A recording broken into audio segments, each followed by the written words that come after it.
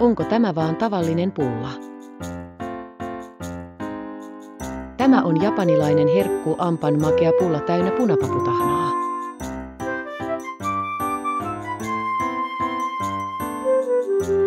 Tässä on tsubuan, eli vähän karkeampaa punapaputahnaa. Mutta onko tämä donitsi vai jotain muuta? Tämä on kuitenkin ihan eri, se on makea ja sisältää punapaputahnaa.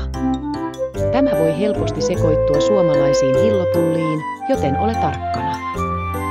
Onko tämä vaan tavallinen pulla?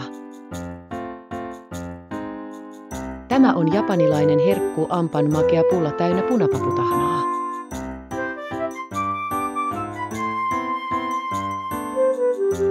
Tässä on tsubuan, eli vähän karkeampaa punapaputahnaa.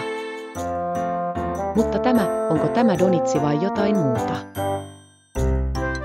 Tämä on kuitenkin ihan eri, se on makea ja sisältää punapaputahnaa.